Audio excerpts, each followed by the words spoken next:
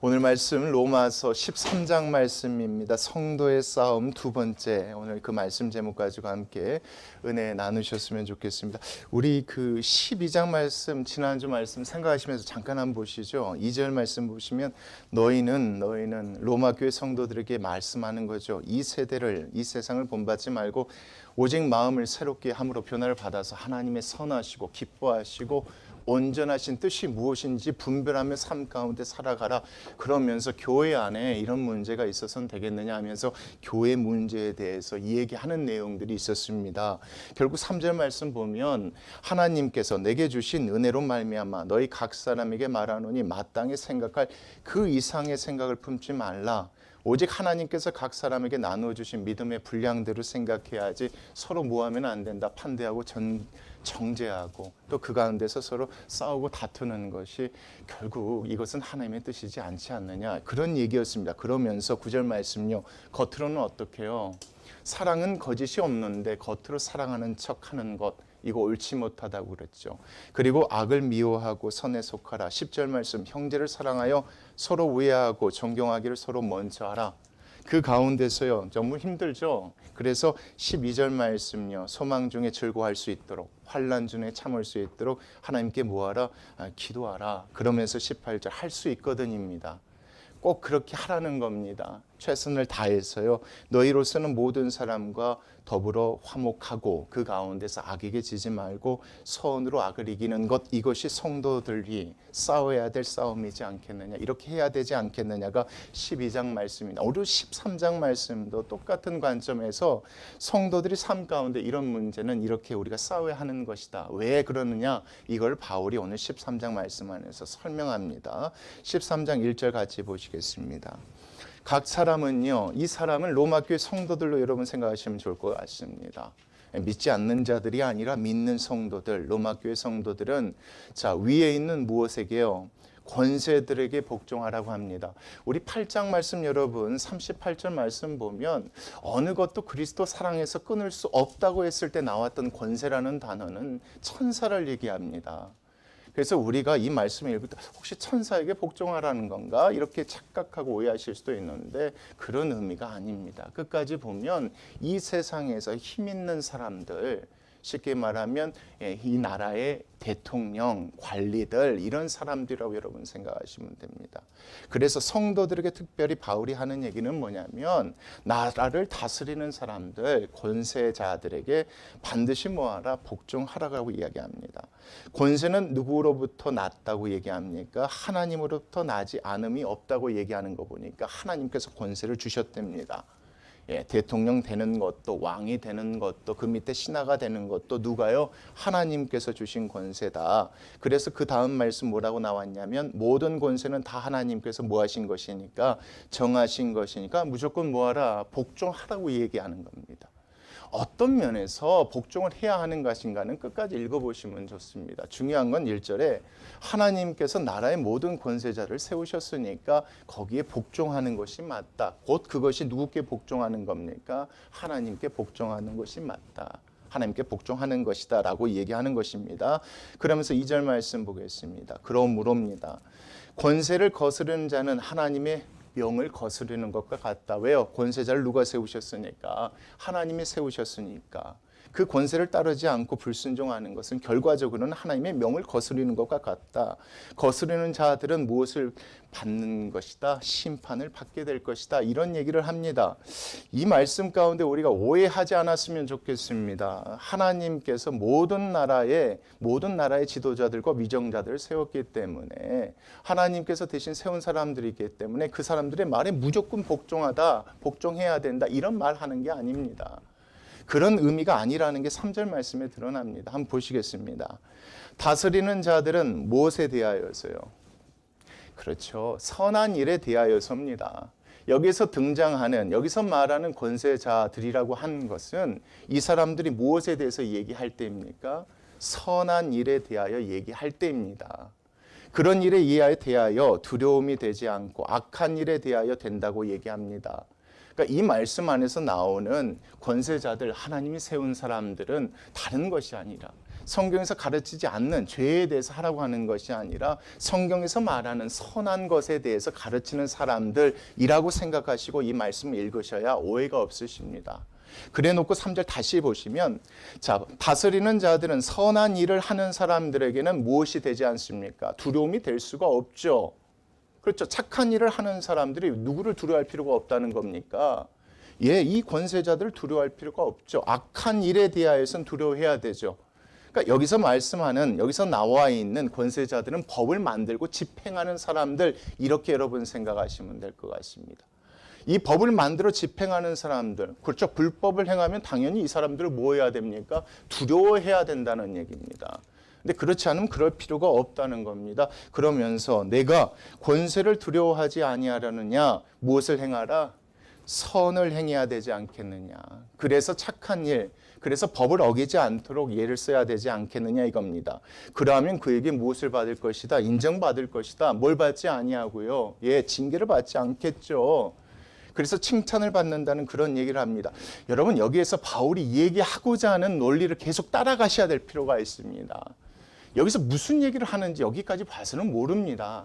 간단합니다. 여기 1, 2, 3절의 논리는 이겁니다. 하나님께서 권세자들을 세우셨는데 이 친구들이 뭐 하는 사람들이냐면 법을 집행하는 사람들이라 이겁니다.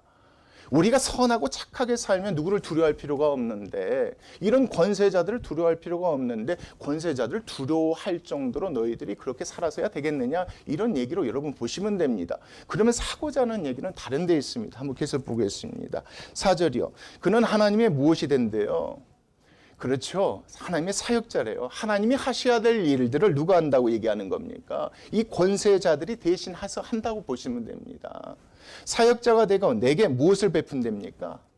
여러분, 이 말씀이 되게 중요합니다. 이걸 놓치시면 안 됩니다. 누구께 선을 베푼대요? 내게 선을 베푼대요. 이 친구들이 하는 일이 뭐냐 이겁니다. 이 친구들 힘이 있죠. 힘이 있기 때문에 악에서 뭘 해준다는 겁니까? 보호해준다는 것이죠. 그것을 이 말씀에서 이렇게 얘기합니다. 내게 선을 베푸도록 하나님께서 보내주신 무엇이다? 사역자다, 이런 겁니다. 사실 법이라는 게 그렇잖아요. 상대가 상대를 해야 하는 것인데 그 가운데 누구를 보내주셨어요? 하나님께서 이와 같은 권세자들을 보여주셔서 막아주는 것이니까, 그 악에서 보호받으면 결국 내가 선을 받는 것이다. 그것을 내게 선을 베푸는 자다, 이렇게 표현합니다. 그러면서 말씀 계속 보겠습니다. 그러나 내가 악을 행하거든 뭐하라? 두려워하라. 그가 공연히 무엇을 가지지 아니하였다? 칼을 가지지 아니하였다. 진짜 칼이 아니라 그 힘, 능력, 처벌할 수 있는 그 힘, 능력으로 생각하시면 됩니다. 곧 하나님의 무엇이 되어서요? 사역자가 되어서 하나님을 대신하여서 악을 행하는 자에게 진노하심을 따라 뭐하는 사람이다? 벌을 내리시는 사람 아니냐 이겁니다. 하나님께서 보내주신 그 사역자, 이 통치자들이 너희를 지켜준다. 너희들에게 무엇을 베풀어준다? 선을 베풀어준다. 그런다 그렇지 않는 악을 행하는 자들에게는 하나님께서 뭐 하신다? 진노하심에 따라서 그에게 벌을 주신, 보응하시는 그런 사람이 누구다? 통치자들이니 반드시 뭐해라? 복종해라 이겁니다. 1절부터 4절 말씀은 그 얘기입니다. 그래 놓고 5절 말씀을 읽으셔야 됩니다. 왜 바울이 이 얘기를 꺼냈는지, 무슨 얘기를 하려고 이 얘기를 꺼냈는지 한번 보시겠습니다. 그러므로 복종하지 아니할 수 없죠. 뭐 받지 않으려면요. 뭐 받지 않으려면요. 4절 말씀 보십시오. 진노하심에 따라 보응받지 않으려면 칼을 갖고 있는 사람들이니까 뭐 할 수 없다. 복종하지 아니할 수 없대요. 그런데입니다. 뭐 때문에 할 것이 아니라 벌 받지 않으려고 법을 지키란 말이 아니다. 벌 받지 않게 위해서 법을 지키라고 내가 그 얘기하는 것이 아니다. 무엇 때문에요? 양심을 따라 할 것이다, 이렇게 얘기합니다. 그러니까 바울이 지금 얘기하는 것은 그런 겁니다. 믿는 자들이, 성도들이 뭘 지켜야 된대요? 법을 잘 지켜야 된대요. 뭘 받지 않으려면? 이게 아니에요. 벌 받지 않으려면 법을 잘 지켜야 됩니다, 이 얘기하려고 하는 거 아니에요. 믿는 성도들이라면 그거 없이도 지키고 살아가야 된다고 얘기하고 싶은 거예요. 무엇에 따라서요? 12장 2절 말씀입니다. 여러분 기억하시죠? 변화된 새 마음, 하나님이 기뻐하시고 온전하시고 그 뜻이 무엇인지를 분별하며 살아가려 할 때 그 양심에 따라서 하나님께서 그 마음 주셨으니까 그 마음대로 살아가는 것, 그렇게 살아가라고 얘기하고 싶은 겁니다. 누가요? 바울이요. 바울이 이 말씀 안에서 얘기하고 싶은 것은 믿는 성도들이 하나님의 말씀뿐만 아니라 세상의 법도 뭐 해야 된다는 겁니까? 잘 지켜야 된다고 얘기하고 싶은 겁니다. 단순히 벌받지 않게 하기 위해서가 아니라 우리는 그것을 떠나서입니다. 그것을 떠나서 이제 새로운 사람이 되었다는 겁니다. 우리 안에 뭐가 있다는 겁니까? 성령이 계시다는 것이고 그리스도의 영이 계시다는 것입니다. 마음이 새롭게 변화를 받았다는 것입니다. 그게 양심이라는 것입니다. 이 양심에 따라 살아가야 하는 것이 맞다는 겁니다. 그런데 그런 문제가 있었다는 겁니다. 어디예요? 로마 교회예요. 세상 사람들보다 더 못한 그런 모습들이 있었던 거예요. 바울이 이거 보고 한탄하고 가슴 치는 거예요. 세상 사람들도 벌 받지 않으려고 착하게 사는데 너희들 가운데 이런 문제가 있어서 되겠느냐? 이 얘기하지 있지 않는 것 같습니까? 그리고 이 말씀에서 믿는 자들은 이것뿐만 아니라 뭘 위해서요? 그렇게 해야 된다고 얘기하는 겁니다. 여러분 생각해 보십시오. 내가 범죄하지 않음을 통하여서, 내가 범죄하면 누구께 아픔이 되고 누구를 힘들게 하는 겁니까? 이웃을요. 그렇죠. 그걸 누가 막아준다고요? 통치자들에게 막아준다고요. 근데 그거 없이도 죄 짓지 말라는 거예요. 그거 없이도 형제들에게, 다른 사람들에게 나쁜 짓 하지 말라는 거예요. 하나님 그것이 기뻐하시고 온전하신 뜻이니까. 그것을 오늘 이 말씀에서 양심에 따라 하라 이렇게 얘기하고 있습니다. 그러면서 6절입니다. 같이 한번 보겠습니다. 시작. 너희가 조세를 바치는 것도 이로운 말입니다. 못 따라 하래요. 걸리면 벌금 물을까 봐, 걸리면 감옥 갈까 봐가 아닙니다. 그걸 떠나서 양심에 따라 하라는 겁니다. 그거 생각하지 말고 양심에 따라 그렇게 하라는 겁니다. 그들이 무엇이 되어서요? 하나님께서 보내신 일꾼이 되어 바로 이 일을 항상 힘쓰니라. 결국요, 여러분 이거 생각해 보십시오. 결국 앞에서 나와 있는 통치자들이나 여기서 세금을 걷는 사람들이나 똑같습니다. 어떤 면에서 똑같냐면 하나님이 보내주신 사역자라는 것입니다. 어떤 사람이 악을 행하여 다른 사람이 피해보지 못하도록 하나님께서 막아주시는 그 일을 하는 사람들이라는 겁니다. 여기서 세금도 그런 얘기라는 겁니다. 하나님 보내주신 사역자예요. 누구를 도우려고요? 누군가를 도우려고 하나님께서 이렇게 만드셨다는 겁니다.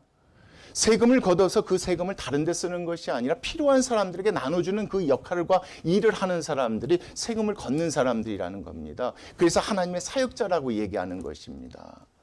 그런데 그 세금 온전히 바치지 않아요. 숨겨요. 탈세해요. 그렇게 하지 말라는 겁니다. 믿는 사람들이 그렇게 해서 되겠느냐 이겁니다. 너희들이 그렇게 하면 이 혜택을 받아야 될 사람들이 못 받게 되는 것 아니냐 이겁니다. 너희들이 그런 잘못을 하면 누군가가 그걸로 인하여 상처 아픔 받는 거하고 똑같은 것처럼 이 말씀에서 얘기하는 것은 바울이 그 얘기하는 것입니다. 통치자들, 하나님이 보내주신 사역자다. 세금 걷는 사람들, 하나님이 보내주신 사역자다. 그들의 말을 따라야 하는 것인데 벌 받지 않으려고 하는 것이 아니다. 양심에 따라 해야 된다. 그렇죠. 내가 법을 잘 지킴으로 인하여서 누구께 해가 되지 아니하니까요. 이웃에게 해가 되지 않는 것처럼 내가 세금을 잘 바침을 통하여서 이 세금이 누군가에게 혜택이 돌아갈 수 있지 않겠느냐. 그 얘기를 하고자 하는 것입니다. 그러면서 계속 보겠습니다. 7절이요. 모든 자에게 줄 것을 모아대요. 주되, 그렇죠. 숨기지 말라는 겁니다. 탈세하지 말라는 겁니다. 숨기지 말고요. 조세를 받을 자에게 뭐라는 겁니까? 조세를 바치고 관세를 받을 자에게 관세를 바치라고 한 겁니다. 두려워할 자를 두려워하래요. 두려워할 자는 누구겠습니까? 권세자들이겠죠. 존경할 자를 존경하래요. 누구겠습니까? 하나님의 일꾼이 되어 대신 세금을 받는 사람들이겠죠. 결국 이 말씀 안에서 얘기하는 것은 믿는 성도들은 법 없이도 살아갈 사람들이 되어야 되는데 그 이유에 대해서 얘기하는 겁니다. 내가 법을 잘 지키면입니다. 내가 통치자들이 말하는 대로 그 법을 잘 지키고 이 세금 바치는 걸 잘 지키면 누구에게 덕이 되기 때문에 그렇습니까? 그렇죠. 이웃에게 덕이 되기 때문에 그렇습니다. 이웃에게 그 모든 것이 돌아가기 때문에 그렇다는 겁니다. 그것을 양심에 따라 행하라는 것이 1절부터 7절까지의 말씀입니다. 그러면서 8절 말씀 같이 보시겠습니다. 피차 못 외에는요. 그렇죠. 사랑의 빛 외에는입니다. 사랑의 빛, 어떤 것도 아무에게든지 아무 빛도 지지 말라. 이게 이 말씀을 잘못 오해해서 뭐 카드빚도 지지 말라 이런 얘기 하시는 건데 그게 아니라요. 믿는 사람들이라는 것은 이런 것이다. 어떤 사람에게도 뭐 하면 안 된다. 상대에게 피해를 끼치면 안 된다. 상대에게 나로 인하여서 그 상대가 어려움을 겪게 해서는 안 된다 이겁니다. 그게 앞의 내용과 딱딱딱 맞아떨어집니다. 내가 죄를 지으면 누가 피해를 입습니까? 상대가 피해를 입습니다. 그러나 그것을 하지 말아야 될 이유가 벌받기 때문이 아니라 내 양심에 의해서 하지 말라는 겁니다. 내가 세금을 바치지 않으면 그 세금으로 혜택을 받을 사람들이 못 받게 되는 것이니까 그 사람을 생각한다면 양심에 따라 그렇게 바칠 것은 바치라고 하는 얘기가 이 말씀인 겁니다. 그러면서 계속 보겠습니다. 자, 관세를 바치고 두려워할 자를 두려워하며 존경할 자를 존경하라 하고요. 8절 말씀. 자, 아무에게든지 아무 빚도 지지 말라. 못하는 자는요. 남을 사랑하는 자는 율법을 다 이루었느니라. 그래서 이 말씀 보면 남을 사랑하는 사람은 어떤 사람입니까? 예, 법을 잘 지키는 사람들입니다. 이 말씀 안에서 보면요. 사랑하는 사람은 법을 잘 지키는 사람들입니다. 예, 벌 받지 않으려고 법을 잘 지키는 사람이 아니라 내가 이걸 지킴으로 인해서 상대가 뭐 하지 않으니까요. 예, 고통당하지 않는 것이니까. 사랑하는 마음으로.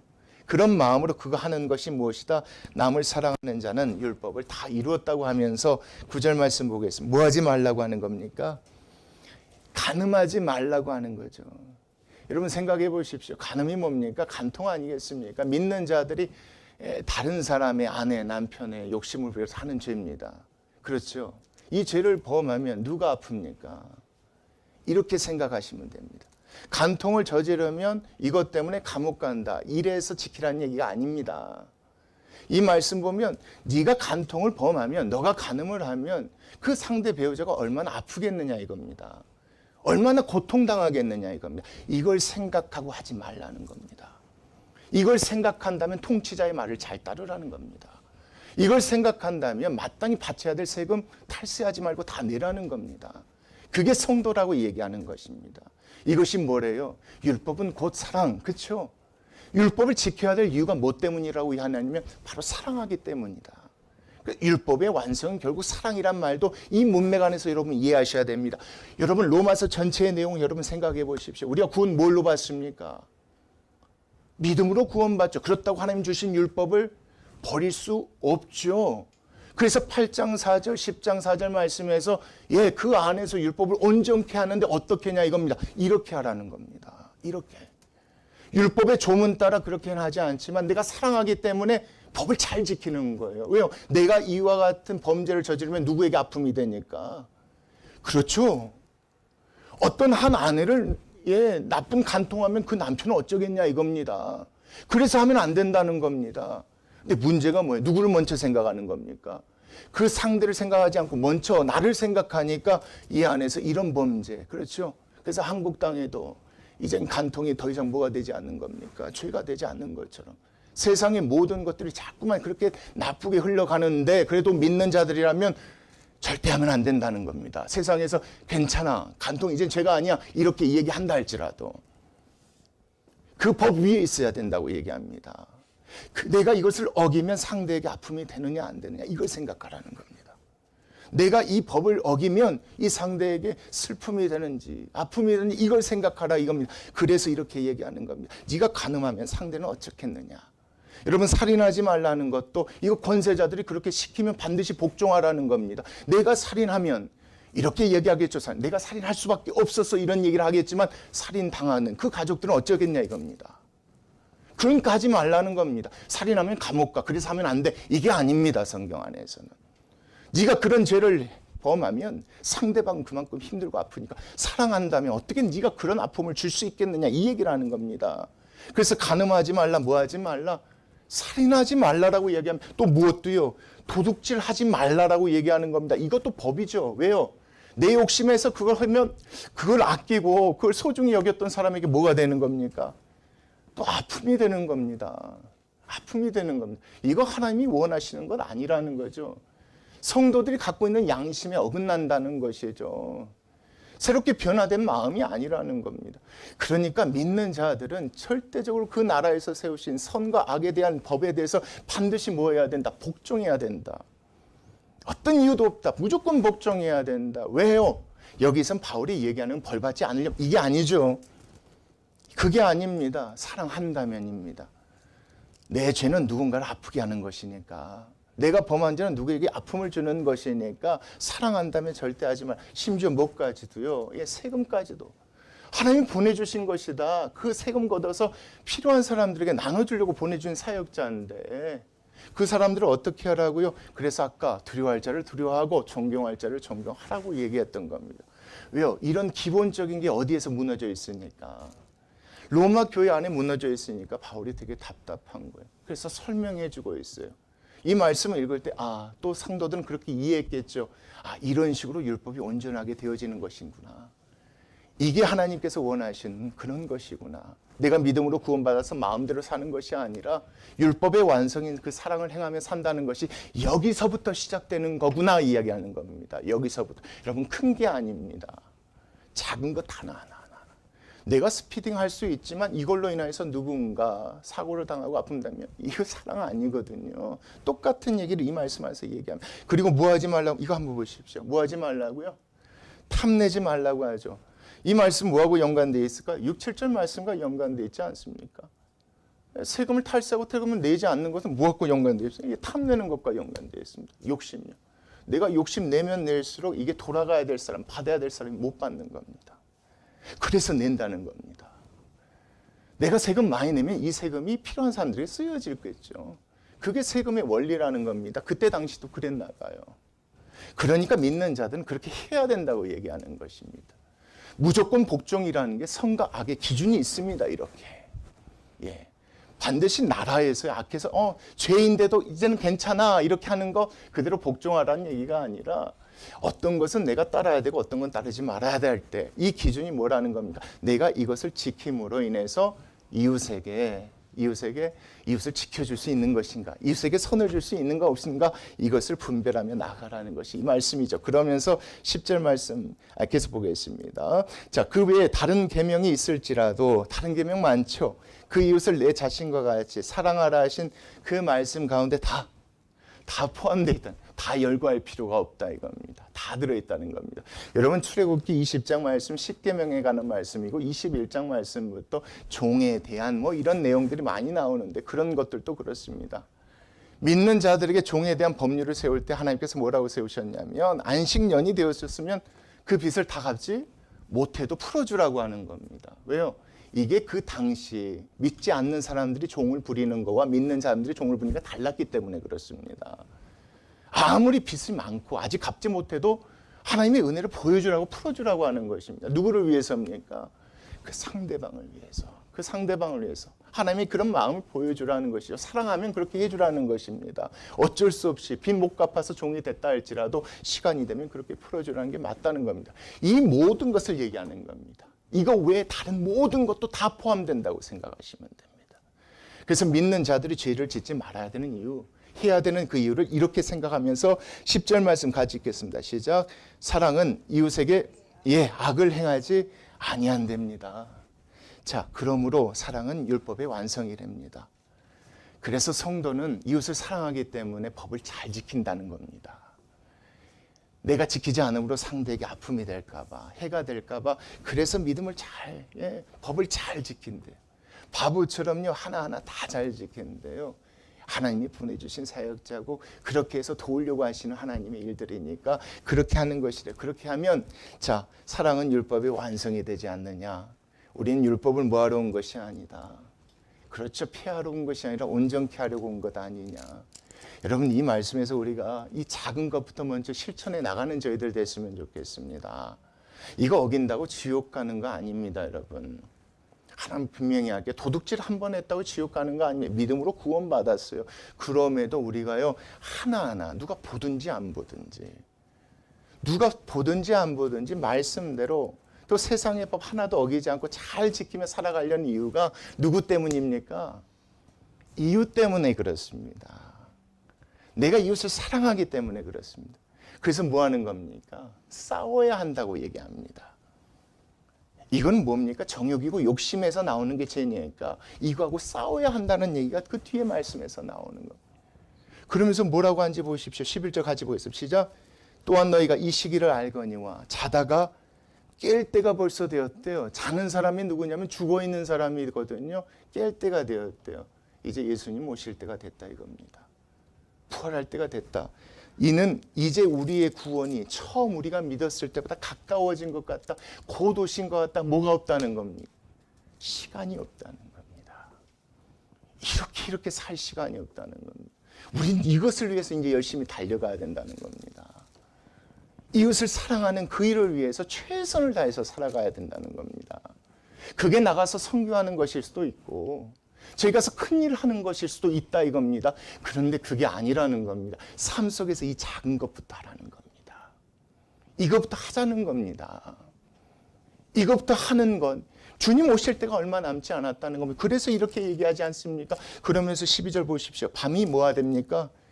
깊고 이제 낮이 가까웠대요. 주님 오실 날이 이제 얼마 남지 않았대요. 그러므로 우리가 어둠의 일을 벗제요. 그리고 뭘 입자고 합니까? 그냥 옷도 옷인데 그냥 갑옷이라고 하는 게 싸울 때 입는 옷이 갑옷 아닙니까? 싸우며 나가자는 겁니다. 적당히 그냥 뭐 이 정도는 남들도 다 하는 일이니까 남들도 이 정도는 어기는 것이니까 이 정도는 이렇게 해도 되는 것이니까 이렇게 생각하지 말자는 겁니다.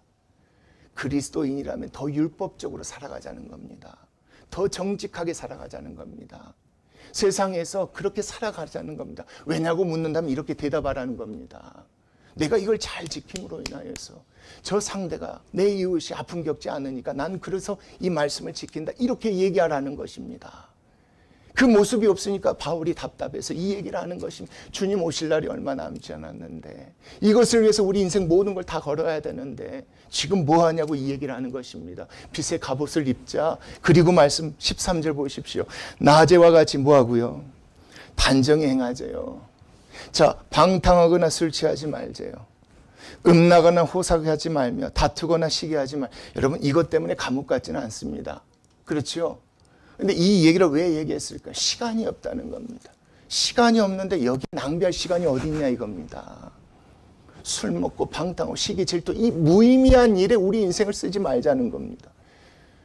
주님 오실 날이 얼마 남지 않았는데 우리가 집중하고 우리가 싸워야 될 것이 무엇인지 너희들이 지금 잊어버린 것 같다. 바울이 답답한 거예요. 우리에게 주어진 이 시간, 사랑하기도 부족한 이 시간, 이 사랑하는데 이 시간을 써야 되는데 우리 여기서부터 시작하자 이겁니다. 여기서부터 작은 것 하나하나 지키려고 애쓰고 노력하자 이겁니다. 12장 말씀처럼 그런 싸울 때 우리 할 수 없을 때 하나님께 기도하자 이겁니다. 하나님 도와주실 거다 이겁니다. 내가 이거 정도 아끼면 내가 조금 더 여유로워질 수 있지만 이거 그냥 드리자는 겁니다. 이걸 통해서 하나님께서 누군가 도우실 사람들이 있으니까 내가 이렇게 바보처럼 살아가는 이유가 뭐 때문이라는 겁니까? 내가 이웃을 사랑하기 때문에. 사랑한다면 그렇게 하라고 얘기하는 것이지 않겠습니까? 그러면서 마지막 절 말씀 같이 보시죠. 오직 주 예수 그리스도를 옷 입고 무엇을요? 정욕을 위하여 육신의 일을 도모하지 말고 이제 이것 갖고 싸우자. 그렇죠? 모의 마음을 다해서요 성도를 사랑하고 그렇죠? 그 일을 위해서 열심히 살아가는 것 이것이 무엇이다? 이것이 우리가 싸워야 될 싸움이지 않느냐. 이 싸움을 통해서 그렇죠? 우리가 구원을 이루는 게 아닙니다. 이 싸움을 통해서 누가 영광 받으실까요? 참 기가 막힙니다. 그 내용이 이제 16장 말씀해 보면 나옵니다. 이렇게 살아가는 자들, 우리 인생 자체 목적이 무엇인지, 뭘 잊고 살아갔는지 이걸 다시 한번 깨닫게 해주신 그런 말씀이라고 생각됩니다. 오늘 이 말씀 통해서요, 우리 다른 것 말고 이웃을 사랑하기 때문에 삶 속에서 작은 것이라도 온전히 지키고 나아가는 저희들 됐으면 좋겠습니다. 기도하시겠습니다.